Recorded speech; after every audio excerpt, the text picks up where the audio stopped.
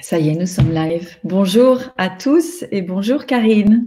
Bonjour Annabelle, très heureuse d'être ensemble aujourd'hui après, je dirais, toutes ces turbulences, ces changements, ces transformations, puisque suite à la classe fondation que nous avons vécue ensemble, où on a vraiment pu explorer cette légèreté, cette aisance, cette joie, je me suis retrouvée dans un reset phénoménal où mon corps a nécessité de dormir. Enfin, c'était vraiment impressionnant. Et où, bien sûr, je me suis rendu compte effectivement qu'on était de nouveau reconfinés. Et ça a Ce que ton corps savait déjà. Voilà, je m'y attendais pas du tout intellectuellement. C'est pour ça que tu disais tout à l'heure, est-ce qu'on a encore nos cerveaux avec nous? C'est vrai que je ne l'imaginais pas, mais effectivement, le corps savait déjà. Et voilà, donc l'idée de la rencontre, on l'avait déjà quand on s'est quitté à la classe fondation, mais j'aimerais aujourd'hui qu'on aborde aussi ce qu'on est en train de vivre, parce que l'actualité, c'est l'exploration de plus de conscience, plus de présence encore à soi-même. Et comment tu vis ça? Comment c'est pour toi aujourd'hui? Et qu'est-ce que ça fait apparaître dans ton monde, dans ton univers? Alors oui, on va partager tout ça simplement pour permettre aux personnes de mettre des mots sur ce qu'elles vivent, parce que je suis intimement persuadée, et je le vérifie avec chaque personne que j'accompagne, que nous vivons tous la même chose. Et je ne parle pas des événements extérieurs. Je parle de notre paysage intérieur, en fait, et qui est la clé de tout, justement. Parce qu'encore une fois, si nous n'avions pas les nouvelles que nous avons depuis mercredi dernier, ou si nous ne savions pas ce qu'il est arrivé à ce prof d'histoire géo, ou à ces personnes qui allaient se recueillir dans une église, etc., etc., si nous ne savions pas tout ça, comment est-ce que nous nous sentirions ? Comment est-ce que nous fonctionnerions?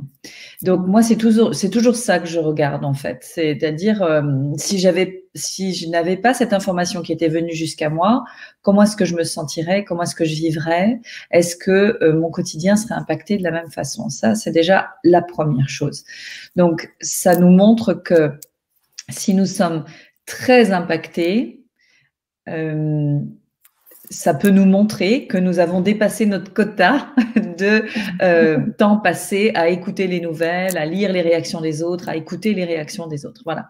Et c'est pas, comment dire, plus on est une personne sensible, hypersensible, extrasensible, j'allais dire même médiumnique, parce que là maintenant le mot hypersensible n'est même plus assez important. Si on est le genre de personne qui ressent tout intensément, et donc je pense qu'il y en a plusieurs qui nous écoutent, il est évident qu'on n'a vraiment pas besoin des nouvelles. Vraiment pas. Parce qu'on a déjà l'information corporellement, énergétiquement. Et ensuite, quand on va commencer, ne serait-ce que 5 minutes, à avoir des commentaires de personnes intéressants, raisonnés, intelligents, inspirants même, mais 1 plus 1 plus 1 plus 1, etc., très, très rapidement, en fait, ça fait une surcharge d'informations pour nous. Et je rappelle que l'information, elle est énergétique, elle est émotionnelle, elle est cognitive et elle est corporelle. On la reçoit corporellement. Pour les personnes comme nous, ça fait très vite beaucoup trop. Mais très, très, très vite. C'est-à-dire que moi, je m'aperçois que là, ma tolérance aux pensées et aux émotions est très, très petite et ténue.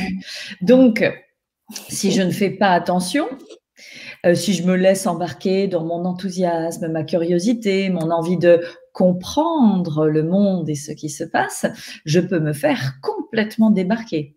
Et ensuite, je peux devenir une espèce de personne que je ne reconnais pas, qui n'a plus envie de rien, qui ne croit plus en rien, qui a envie de tout arrêter, mais même de tout arrêter totalement. C'est-à-dire, il n'y a pas ça n'a aucun sens, ça n'ira jamais mieux, on peut plus partir, etc., etc. Ben voilà, ce genre de choses. Donc, si quelqu'un qui nous écoute est dans ce type d'énergie depuis quelques jours, ben voilà, tout va bien. Il y a des personnes qui disent non, ça ne parle pas du tout. Voilà. Donc ça, c'est de ne pas, et alors de ne pas aller se dire je suis trop fragile pour tout ça, je suis même pas capable d'affronter tout ça, d'entendre tout ça, alors que je suis dans le confort de mon petit chez moi. Non, mais il n'est pas question de ça. Il est une question, encore une fois, de voir que nous ne sommes pas tous identiques. Égalité, liberté, fraternité est à réexaminer chaque jour. Nous ne sommes pas du tout identiques. Et il y a des personnes qui sont bulldozers. Et il y a des personnes qui sont des productivistes, des perfectionnistes, etc. Et il y a des personnes qui sont des ressenteurs. Ce sont des gens qui sont au monde pour ressentir. Ce sont des gens qui captent, qui ont une vision et qui sont pas forcément là pour faire ou parler plus fort que les autres, mais leur job, c'est juste ça. Donc, ces personnes-là, bien sûr que si elles ne se rendent pas compte qu'elles sont cela et si elles s'éduquent pas à comment est-ce qu'on est comme ça dans ce monde sans avoir envie de se suicider tous les 4 matins ou de partir, mais alors là maintenant partir c'est vraiment compliqué, hein. Donc pour tous les gens qui choisissent la fuite en état de stress, c'est vrai que vous êtes vraiment dans la mouise maintenant, il faut développer d'autres compétences, ce qui était mon cas bien sûr, et donc là, et ça ne veut pas dire qu'on va devoir développer le combat et le kung-fu, mais ça veut dire que là maintenant il va falloir rentrer à l'intérieur de nous, et c'est tout ce qu'on fait pendant Fondation, c'est tout ce qu'on fait pendant tous les programmes que je propose, tout le temps, encore et encore, parce qu'on n'a pas fini. On n'a pas fini de voir des choses changer sous nos yeux, et donc on n'a pas fini de retourner plonger à l'intérieur de nous pour voir qu'est-ce que ce changement vient heurter en nous, en quoi il nous fait réagir, qu'est-ce qu'on se dit, qu'est-ce qu'on croit, etc., etc. Et même si on est des milliards à se dire la même chose de ce qui se passe, ça ne nous fait pas faire l'économie de ce rapprochement intérieur de qu'est-ce qui se passe en moi, en fait. Donc, moi, c'est ça que je vois beaucoup et que je vis intensément. C'est des grosses vagues de choses en moi, parce que sinon, je ne les vivrais pas. De choses en moi qui se réveillent et qui demandent mon attention, qui demandent que je passe un petit peu de temps avec moi-même et que je m'intéresse à cette intériorité. Et ça ne passe pas par faire quoi que ce soit, ça ne passe pas par dire quoi que ce soit, ça passe par être avec soi-même. Et donc, j'avais intitulé ce nouveau live avec toi « Prendre soin de soi quand tout est intense ». C'est contre-intuitif, parce que quand on est privé de liberté, quand on nous fait peur avec des pronostics, quand on nous indique tous la même voie, la seule voie unique, et en plus, alors je regarde un peu comment les autres pays vivent les choses, et chacun vit les choses avec sa propre culture aussi. Et c'est vrai qu'on est le pays des droits de l'homme. On est le pays de la liberté. Donc, on est le pays du plaisir, de la bonne chair, dans le monde entier, le Français, il est avec sa cigarette, hein, donc son plaisir à lui, son pain et son fromage et sa bouteille de vin. Donc, c'est pas pour rien qu'on a cette image dans le monde entier, c'est parce que c'est très, très important pour nous. Donc là, on nous retire tout ça. Et donc, bien sûr, j'ai une pensée pour tous ceux qui travaillent dans tout le monde de la restauration, de l'hôtellerie, de tous les métiers de bouche, etc. Et pour nous, c'est comme si c'est plus que de nous enlever nos jouets, quoi. C'est beaucoup plus profond que ça. Et c'est une part de notre identité, c'est une part de ce qui nous donne du plaisir, de la joie et ce à quoi on s'est attaché et identifié. Donc, c'est très profond ce qui se passe là pour nous. C'est pour ça que c'est très, très remuant aussi. D'autre part, ce qui se passe aussi, ce que je vois, c'est que nous sommes encore très nombreux à choisir d'éviter ce qui fait mal à l'intérieur avec la convivialité, le plaisir d'un bon repas, de partager un verre, d'aller faire quelque chose pour se distraire de ce que nous portons au niveau cellulaire. Et ça, c'est grignoté maintenant. C'est de moins en moins possible de le faire. Donc, pour toutes les personnes qui ne se sont pas encore mis à ce travail intérieur, c'est hyper brutal. Oui. Hyper brutal. C'est pour ça que j'avais envie de m'adresser aux femmes aujourd'hui, parce qu'on sait très bien que les femmes sont les premières à s'intéresser, à s'impliquer dans leur développement personnel et spirituel. On le sait quand on fait des stages et des séminaires. Donc, ça veut dire que ce sont elles qui ont déjà préparé le terrain et qui sont prêtes aujourd'hui à activer tout ce qu'elles ont semé comme petites graines en elles, à en prendre conscience, et que ce sont elles qui peuvent apporter du soutien aux autres aujourd'hui. Et ça me paraissait important de le mentionner aujourd'hui. Quand je dis apporter du soutien, je ne parle pas d'actes, je parle d'une énergie de soutien que nous choisissons pour être des phares pour les autres, phares sur la mer, pas phare de voiture, et que nous sommes cette énergie, nous avons déjà tout préparé pour être prête maintenant. Demandez-vous pourquoi vous vous intéressez à tout ça depuis des années, pourquoi vous faites tout ça depuis des années. C'était pour nous préparer. Donc, nous avons absolument tout en nous.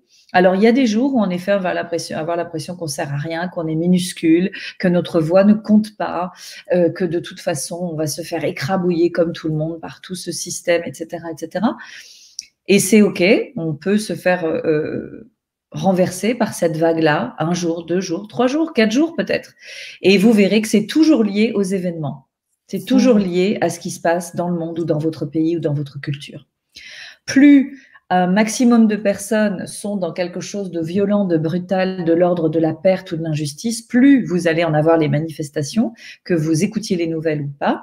Donc, bien sûr, mon conseil est de les écouter le moins possible, voire pas du tout, puisque de toute façon, vous avez un tel ressenti que vous serez de toute façon au courant.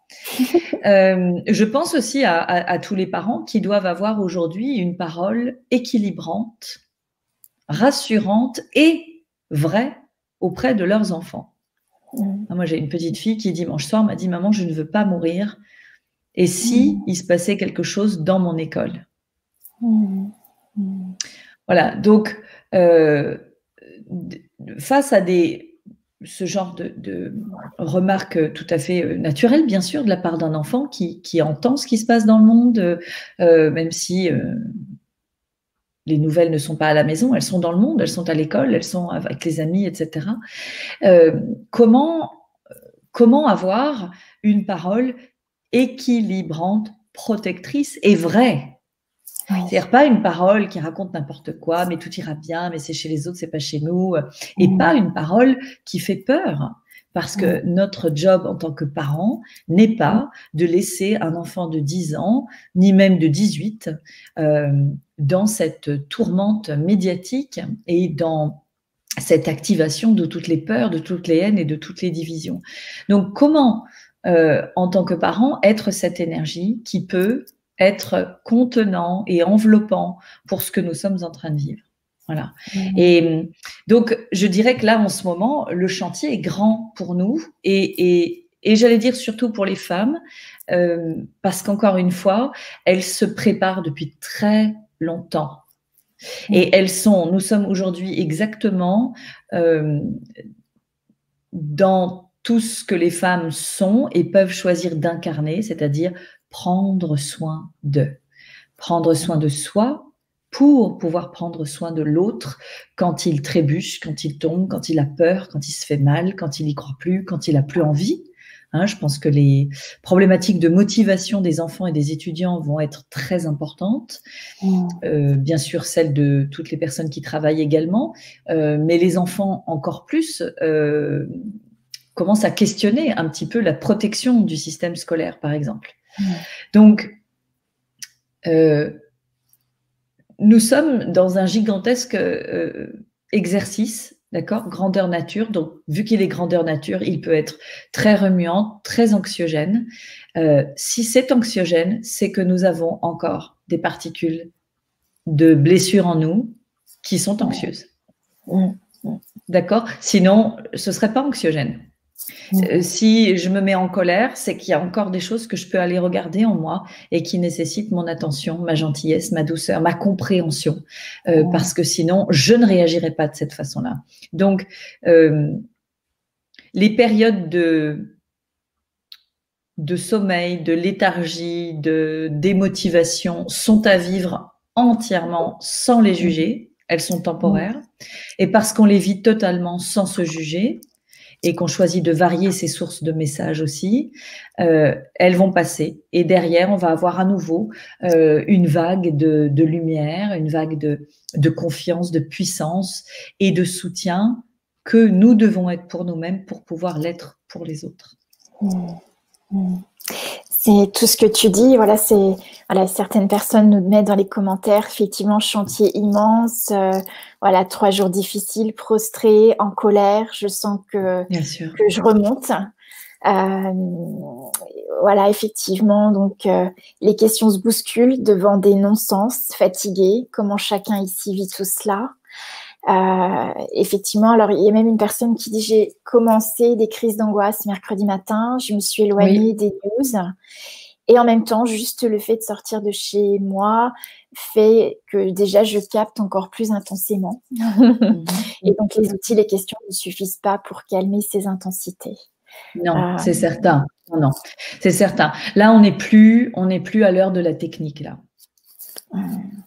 Oui, et ça c'est tellement, ça me fait tellement du bien que tu dis ça parce que c'est vraiment ce qu'on a regardé ensemble depuis ces dernières fondations vécues ensemble, qu'il y a des outils effectivement, mais est-ce qu'on les utilise?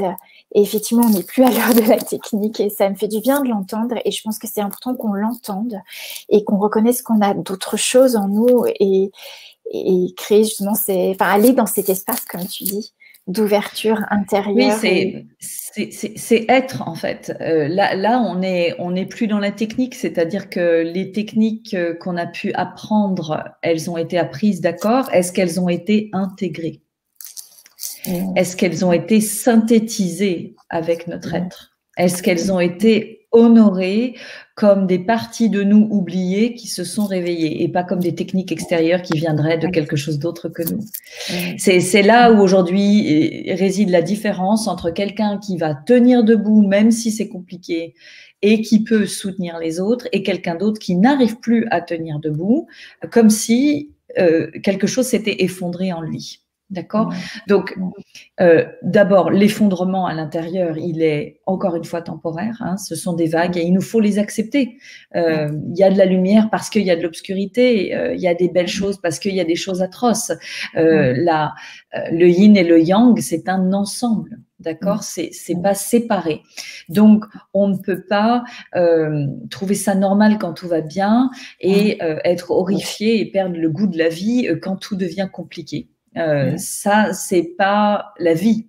Et si vous savez plus ce que c'est que la vie au naturel, eh bien, alors il faut avoir un bout de forêt ou de mer à 1 kilomètre de chez vous. Donc, c'est vrai que parfois c'est compliqué. Il faut peut-être tricher un petit peu. Ah bon, je suis à plus d'1 kilomètre de chez moi. J'ai vraiment pas du tout le sens des distances, monsieur l'agent. Voilà, des choses comme ça, par exemple, que moi je fais allègrement. J'ai pas fait une attestation depuis mercredi soir. D'ailleurs, je n'y arrive pas. Ça me fatigue, ça m'embête, voilà. Donc, je crois que j'assumerai ma grogne. Retourner dans la nature ou alors aller regarder un documentaire animalier sur Internet, c'est très simple. Regardez dans la nature, regardez. Voilà, on n'est pas dans quelque chose de linéaire où tout se passe bien, tout le monde se la coule douce et tout le monde trinque un bon verre de vin à une petite terrasse de restaurant. Non, ça se passe pas comme ça. Il y a de tout. Il y a de tout. Et donc là, on est dans quelque chose qu'on peut tout à fait vivre, d'accord, qui fait partie de la vie, qui fait partie des cycles. Si on regarde aussi l'histoire, tout a toujours été cyclique, création, destruction, ensuite renaissance, d'accord. Donc on sait très bien qu'il y aura une renaissance aussi qui nous attend. Et est-ce qu'on a envie d'en faire partie? Est-ce qu'on a envie? Et quel rôle a-t-on envie d'avoir quand cette renaissance va avoir lieu? Parce qu'elle sera là aussi. Donc, il y a un futur. Et tout ça est temporaire. Donc, comment est-ce qu'on peut le vivre le mieux possible avec tous les rôles que l'on a et quelle est notre vision? Voilà. Donc, regardez, quand vous écoutez toutes les analyses sur ce qui est en train de se passer et quand vous écoutez les gens vous dire ce qu'ils en pensent, regardez votre ressenti physique et émotionnel. Et ensuite, pendant 2-3 jours, faites-vous une cure de bisounours, de chants angéliques, d'encens, de plats délicieux, de massages, je sais pas moi, de plaies de tout doux en fourrure rose à paillettes et de câlins.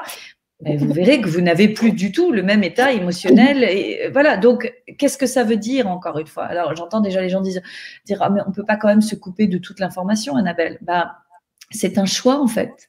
Il n'y a pas de on peut ou on peut pas. On fait ce qui est bon pour nous. Moi, j'ai 3 enfants et j'ai un très grand nombre de femmes qui m'écoutent et qui comptent sur moi pour les soutenir.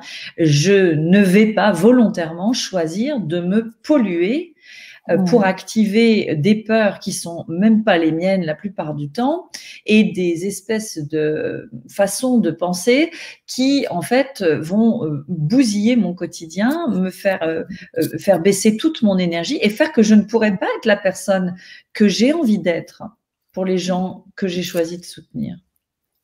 D'accord ? Donc, voilà, il y a beaucoup de choses, en fait. Il y a tout en même temps. C'est pour ça que c'est un peu…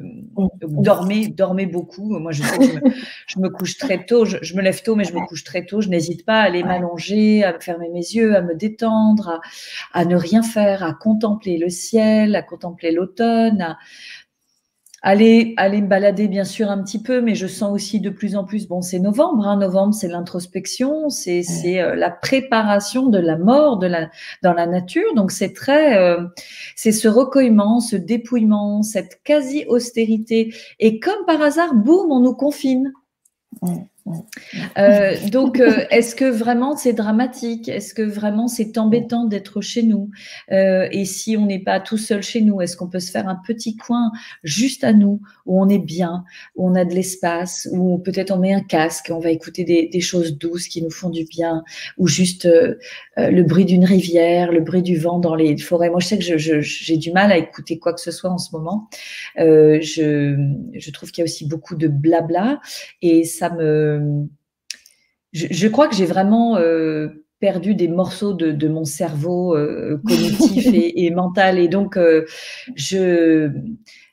j'aime ce qui est doux, ce qui est sensible, ce qui est acoustique, ce qui est musical, ce qui est artistique. C'est ce qui me fait beaucoup de bien en ce moment. Ou regarder les animaux, voilà, ce que font les animaux et ce que créent les artistes. Voilà, ça m'intéresse. Mais ensuite, tout ce qui est égotique, prouver, justifier, expliquer, combattre, lutter, je n'ai pas d'intérêt pour tout ça. Et donc, si je laisse des sources d'informations comme ça venir à moi, ça me fatigue, ça m'inquiète, mais surtout, ça me fatigue beaucoup. Voilà, et comme je suis extrêmement sensible, je mets une journée derrière moi pour récupérer. Voilà, donc je ne choisis pas ça. Voilà, et ça ne veut pas dire que j'ai de l'indifférence. Au contraire, je suis en complète compassion avec la souffrance de tous les gens qui souffrent aujourd'hui pour des raisons différentes qui leur appartiennent. Et je suis complètement en phase avec cette humanité-là. Et aussi, ma part n'est pas d'aller dans la lutte, dans le combat, dans les critiques et dans ces choses-là. Ma part est de développer cette énergie de douceur, même dans ce contexte-là. Donc, c'est ce que je m'attache à faire pour moi, avec moi, au quotidien. Je ne dis pas que c'est facile. Et en même temps, c'est ce qui donne le résultat que j'attends, que je vois en fait, et pas seulement pour moi, mais pour les personnes que j'accompagne. Oui, c'est exactement cette douceur, ce cocon qu'on a vécu aussi dans la Fondation à la Grande Motte, et c'est vraiment effectivement ce qui qui émerge quand on prend le temps d'aller justement en soi, accueillir tout ça, effectivement, totalement l'accueillir en fait, sans mettre de limitation. Et du coup, il y a cette douceur qui remonte, qui là prend toute la place en nous et qui nous permet de recevoir encore plus. Et tu parlais de avoir la vision. Comment tu vas vers ta vision? Comment tu appelles ta vision? Comment tu vis ta vision? Alors, je vais encore une fois faire référence à cette super pratique de la boule d'énergie parce que c'est vraiment très, très, très simple. N'importe quel enfant peut le faire. Et ça n'est pas une invention, c'est réel. C'est-à-dire que si je ferme les yeux, j'ai la vision de ma vie rêvée, ma vie idéale, ma vie nourrissante. Et elle est pleine de couleurs, et elle est pleine de douceur, et elle est pleine de rire, et elle est pleine d'enfants, et de paysages, et d'animaux, et de lumière. Donc, quand j'ouvre les yeux dans le monde et que j'entends, que je vois du combat, de la lutte, de la jalousie, de la tuerie, de la division, etc., je sais que c'est ce qui a été créé par certains, mais je sais que ça n'est pas ma vision. Donc, je ne me sépare pas de ce qui existe, je suis totalement consciente de ce qui existe et de comment fonctionne le monde, et en même temps, je suis soutenue par ma vision, pas comme un espoir, mais guidée, comme un guide. C'est-à-dire que la vie à laquelle je crois, le monde auquel je crois, auquel j'ai envie de participer et que je m'attache à créer chaque jour par mes choix, il est quand mes yeux sont fermés. Et il est là, juste là, en fait, pas très loin. Et je m'en rapproche à chaque fois. Je suis guidée par cette vision-là, et donc je m'en rapproche par tous les choix que je fais. Le choix de ne pas m'inquiéter, le choix de ne pas avoir certaines discussions, le choix de ne pas être au contact de certaines personnes, pas pour les rejeter, mais parce que ça ne sera pas créateur énergétiquement pour ce que j'ai envie de vivre et de créer dans le monde. Et donc, tout ça est très doux aussi. Ça ne passe pas par le rejet. Dire non merci, ça n'est pas du rejet. Dire non merci à une discussion ou à une situation parce qu'elle est polluante énergétiquement pour nous. Donc bien sûr, on va pas le dire comme ça à la personne. Simplement un non merci avec beaucoup de gratitude. Pourquoi? Parce qu'on sait très bien dans quoi l'autre est en train de se dépatouiller et parce qu'on est passé par là et que donc on ne peut avoir que de la compassion pour toutes les ornières dans lesquelles sont tombées certaines personnes. Parce que nous, on sait les ravages de la division, de la séparation, du jugement, de la lutte, du combat. Et Dieu sait si j'ai été dans le combat pendant tellement longtemps. Sauf que ça donne rien. Ça donne rien. Ça donne pas de changement, ça donne pas de... Donc, c'est vrai que je suis profondément dans le choix de la contemplation, de l'observation, et de ne pas prendre parti à ce qui ne correspond pas aux énergies que je veux avoir autour de moi et dans le monde que j'ai envie de voir. Donc, je ferai référence à cette pratique de la boule d'énergie et peut-être tout simplement une question toute bête. Quelle est la vie que j'ai envie de vivre? Comment est-ce que j'ai envie d'être au monde? Et si le mot peur ne rentre pas du tout dans cette vision-là, alors pourquoi continuer à fonctionner dans nos peurs? Donc, c'est vraiment cette question-là qui nous permet de nous réveiller un petit peu. Je dirais être connecté à sa vision. Est-ce que, là, dans ce que tu dis, ça résonne, c'est en fait se connaître, être connecté à soi. Et ce qui nous permet justement de faire des choix plus libres par rapport à toutes les informations qu'on perçoit. Exactement, au lieu d'être dans la réaction. Voilà, c'est ça. C'est ça. Donc, du coup, il n'y a pas de vision, il y a un choix. C'est ça, exactement. Mais si je n'ai pas de vision, je suis toujours en réaction. Je suis toujours en réaction et je crois que je dois protéger ce que j'ai bâti, ce que j'ai construit, ce que j'ai amassé. Ce n'est pas une vie, ça.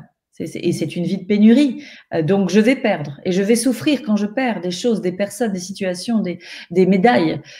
Si j'ai ma vision et que je vis ma vision, et petit à petit, elle va se manifester physiquement dans ma vie, ma vision me guide. Ma vision me guide. C'est elle qui me dit, on va dire oui à ça, on va dire non à ça, on va tourner à gauche, on va tourner à droite, ou alors on va pas bouger.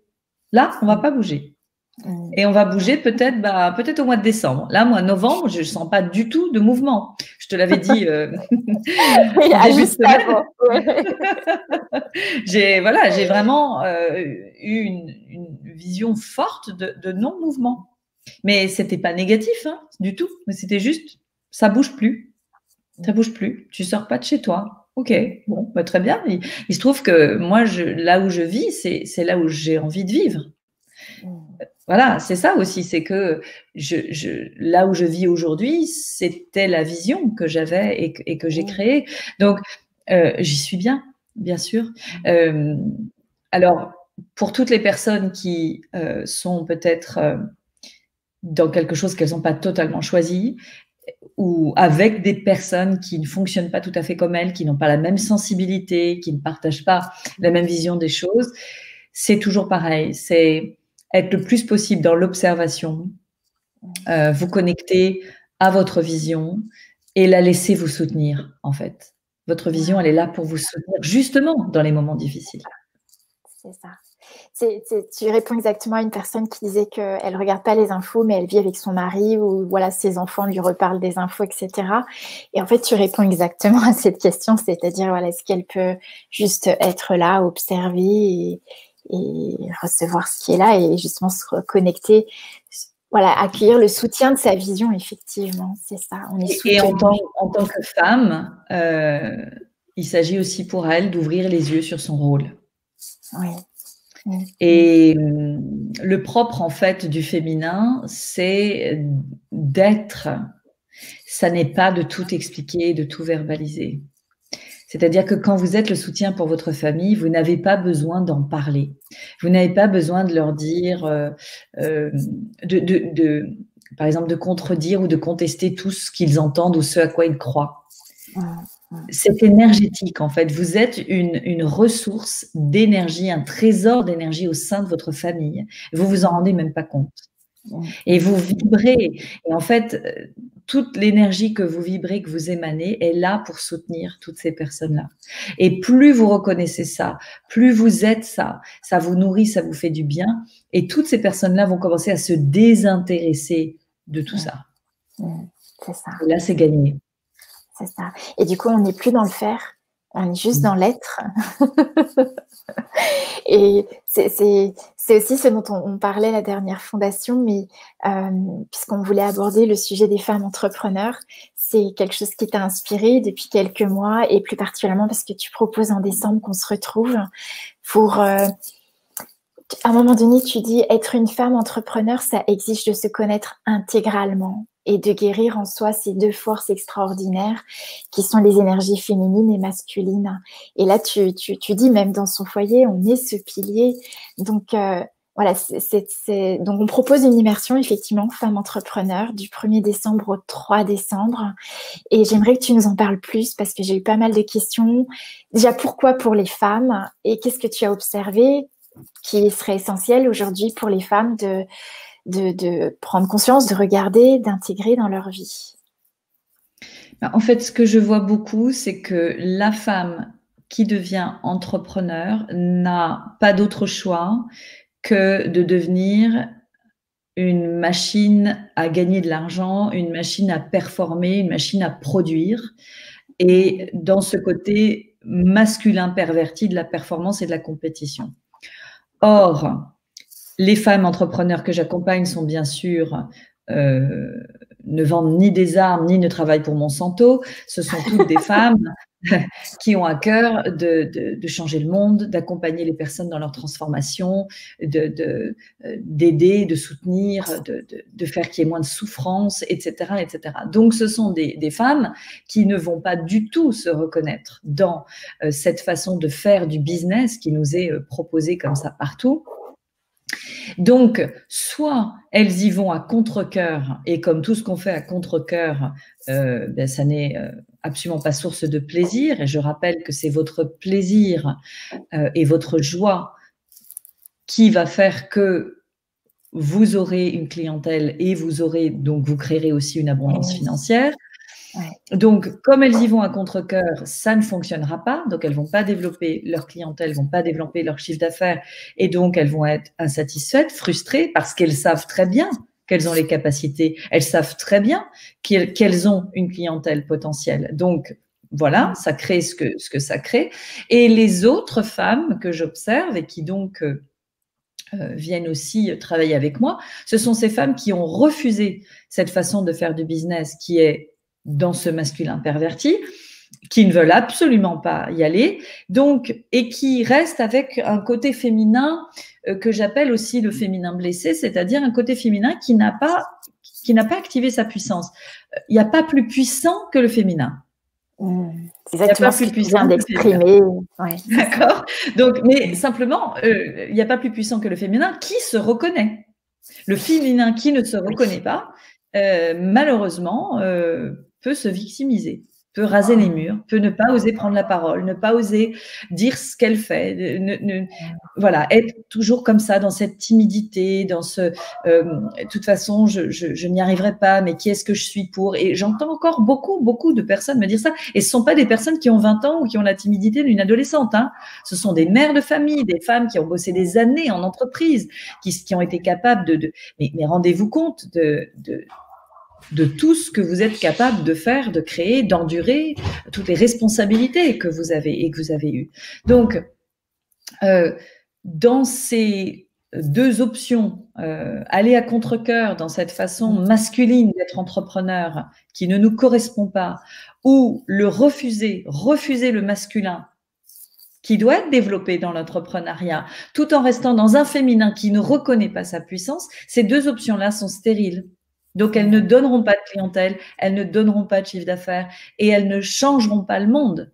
Elles n'aideront pas les gens que nous avons envie d'aider. Parce qu'en fait, c'est ça. La femme qui est entrepreneur, elle a une vision. Le féminin, c'est ça. Donc, je vais dire le féminin au-delà de la femme, mais j'assume complètement qu'en effet, j'accompagne 99% de femmes, d'accord? Donc, j'ai des hommes que j'accompagne, mais souvent en séance individuelle, dans l'intimité d'une séance individuelle ou d'un coaching individuel, mais en groupe, c'est vrai que les courageux sont assez rares. Bien. Mais ça va venir, ça va se développer. Peut-être aussi que c'est à nous, les femmes, d'être plus ouvertes et plus accueillantes et plus recevantes. Peut-être aussi. Dès l'instant, justement, je trouve que l'activité, l'entreprise, c'est aussi un excellent champ d'exploration de soi, de se connaître soi. Et justement, le fait de reconnaître ce féminin, ce masculin, ces deux énergies en nous et de plus les séparer, mais de créer, comme tu avais exprimé aussi, cette alliance féminin-masculin, fait qu'on pourra aussi être beaucoup plus dans la fluidité, dans la relation avec l'homme aussi. Et lui aussi être plus à l'aise avec ces deux pôles en lui, du féminin et du masculin. Donc, c'est l'invitation à reconnaître sa puissance féminine et en tant que femme. Absolument. Et cette puissance du féminin, c'est celle qui se reconnaît et c'est celle qui reconnaît la puissance de son masculin, bien évidemment. Mais on ne rejette aucune partie, on les honore toutes les deux et surtout on les développe. Et devenir entrepreneur, il n'y a pas le choix. Voilà, moi je dis souvent en rigolant, à ce moment-là, retourne pointer ou badger le matin dans ton entreprise, parce que si tu n'es pas prête à reconnaître tout ce que tu es vraiment et à l'assumer et à l'affirmer et à le développer, alors ça ne fonctionnera pas et ça va être que souffrance et douleur et découragement et jugement de toi. À quoi bon? D'accord? Donc c'est vrai que ça demande j'avais pas pensé à tout ça quand moi aussi, en 2009, je me suis mise à mon compte. On m'a pas dit tout ça. J'en avais pas la moindre idée, d'accord.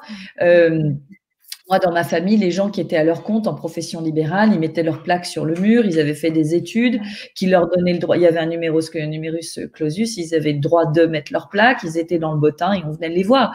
Ils avaient rien à faire. Pas de communication, pas de marketing, pas de rien du tout, même pas de tarification pratiquement. Tout était pensé par l'État, papa. Donc, être entrepreneur, mais c'est une révolution totale. Mais c'est une révolution de notre vie. C'est une révolution de qui on est, de comment on va se présenter dans le monde. Donc oui, auprès de notre clientèle, mais pas uniquement. C'est une révolution intérieure, totale.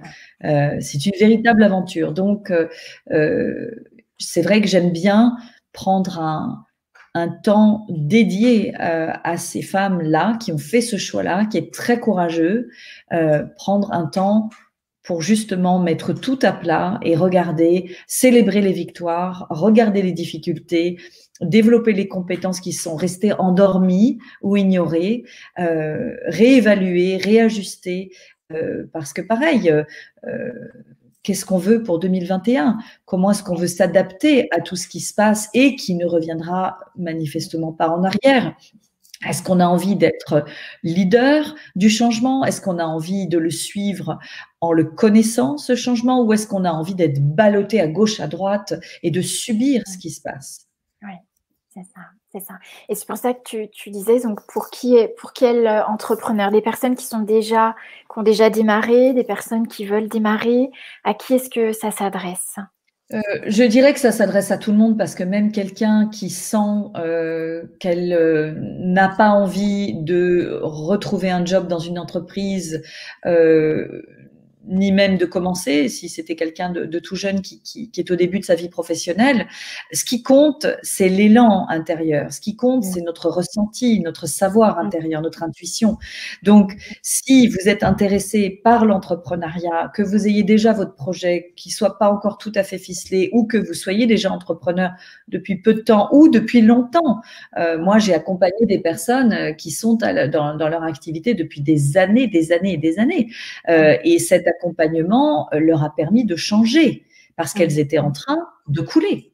Oui, c'est ça. Elles étaient en train de couler. Et parce que cette période, c'est aussi le changement auquel on est invité. Et donc, effectivement, que ce soit à tous les niveaux de l'entreprise, c'est justement l'espace privilégié pour mettre en place ce qui nous correspond aujourd'hui, ce que l'on est soi, et effectivement choisir librement la vision que l'on donne à notre entreprise. Oui, et laisser libre cours à notre créativité, parce que c'est bien ça, être entrepreneur. C'est être un créateur, un visionnaire, un artiste. Moi, je suis très sensible aux artistes, mais parce que je me vis comme ça. C'est-à-dire que l'entrepreneur, il invente, il crée, il innove, il modifie, il change, il ajoute quelque chose, il enlève autre chose. Regardez, les restaurateurs pendant le premier confinement, tous, j'avais accompagné quelqu'un, tous étaient complètement frappés de malédiction. On ne peut plus travailler. Et pourtant, j'en ai suivi quelques-uns qui immédiatement se sont mis à développer un service de repas à domicile. Oui, donc, ça veut dire quoi? Ça veut dire que avec la même information, personne ne le vit de la même façon. Et il y en a certains qui vont laisser cette information tuer leur créativité, et d'autres, cette information, ah bon, je peux pas aller tout droit? Très bien, tout à coup, leur créativité se met en ébullition et ils vont inventer d'autres façons de faire et d'offrir leur service à leur clientèle.